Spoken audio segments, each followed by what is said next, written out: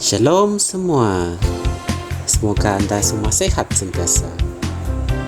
Marilah kita mendengar firman pada hari ini 30 Mei daripada Pastor Chris Oyakilome yang bertajuk Rahmat Kasih Karunia yang Bertimbun-timbun. Haleluya. Ayat pembukaan kita diambil dari kitab 2 Petrus 3 ayat 18 yang berkata, tetapi bertumbuhlah dalam kasih karunia dan dalam pengenalan akan Tuhan dan Juru Selamat kita, Yesus Kristus. Bagi Dialah kemuliaan sekarang dan sampai selama-lamanya. Puji Tuhan. Adakah kamu tahu bahawa kamu boleh berjalan dalam rahmat kasih karunia yang sentiasa bertambah? Inilah yang Tuhan kehendaki untuk hidupmu. Rahmat yang bertimbun-timbun sehingga tidak kira apa cabaran yang kamu hadapi. Rahmat itu sudah tersedia, ada untuk membantu kamu mengatasinya. Yohanes 1 ayat 16 berkata, kerana dari kepenuhannya kita semua telah menerima kasih karunia demi kasih karunia.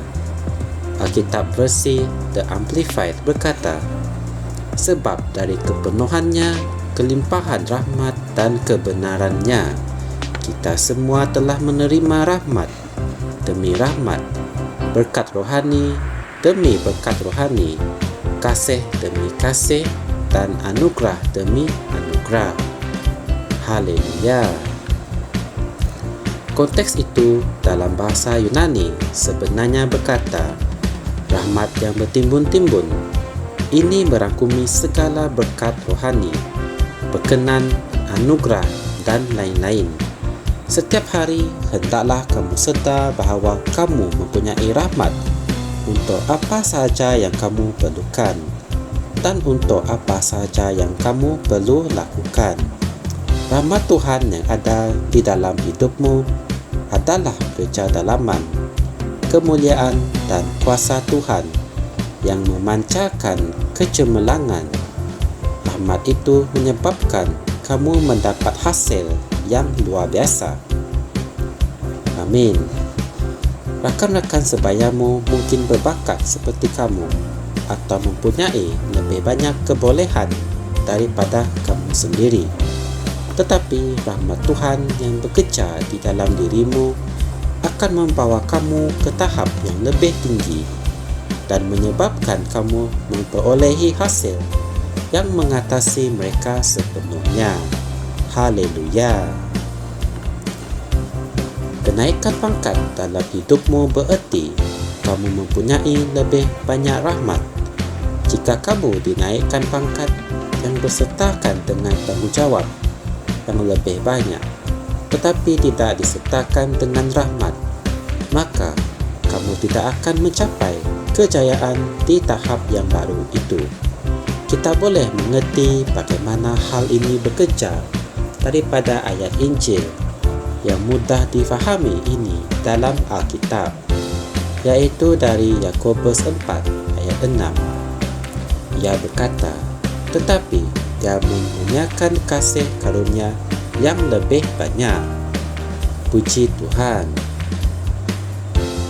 Perhatikan, ia tidak berkata Dia telah mengurniakan lebih banyak kasih karunia.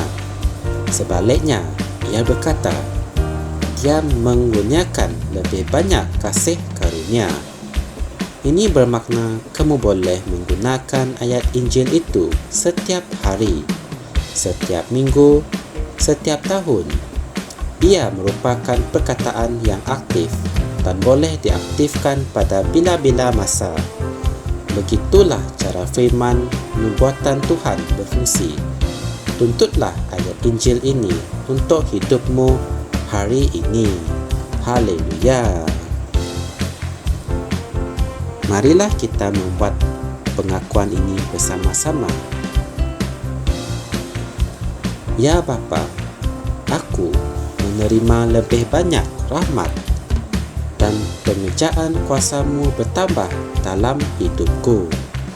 Pengetahuan tentang firman-Mu menyebabkan aku berjalan dalam limpahan rahmat, dan rahmat itu menghasilkan kebaikan, kecantikan, niat baik, keindahan, kesempurnaan, kemuliaan dan keupayaan dalam hidupku. Dalam nama Yesus, amin. Sebagai renungan tambahan, anda boleh merujuk kitab 2 Petrus 1 ayat 2, 2 Korintus 9 ayat 8, Roma 5 ayat 20, Yakobus 4 ayat 6. Puji Tuhan. Untuk mengetahui lebih lanjut mengenai firman ini, anda boleh menekan butang like dan subscribe Rhapsody Reality Malaysia. Semoga kita berjumpa lagi dalam segmen yang akan datang, dan semoga Tuhan memberkati anda semua. Amin. Kami percaya saudara-saudari semua telah diberkati dengan perkongsian firman dari Rhapsody Reality. Bagi sesiapa yang ingin menjadikan Yesus Kristus sebagai Tuhan dalam kehidupanmu, kamu boleh mengucapkan doa ini bersama dengan saya. Ya Tuhan Allah, aku mempercayai Yesus Kristus, Anak Allah yang hidup dengan sepenuh hatiku. Aku percaya Dia telah mati untukku, dan Allah telah membangkitkan Dia dari kematian. Aku percaya Dia hidup hari ini. Aku mengaku dengan mulutku bahwa Yesus Kristus adalah Tuhan dalam hidupku mulai dari hari ini.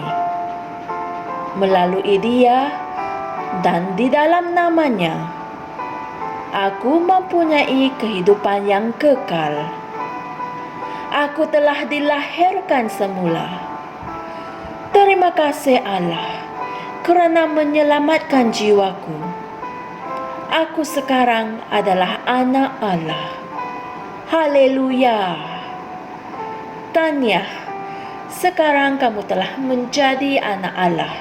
Untuk apa-apa sebarang pertanyaan atau untuk mendapatkan lebih banyak maklumat mengenai bagaimana untuk bertumbuh sebagai seorang Kristian, anda semua boleh hantar mesej di akaun Facebook kami atau email kami di tni.msia@gmail.com.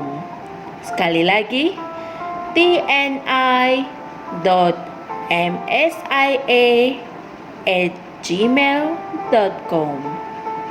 Tuhan berkati anda semua.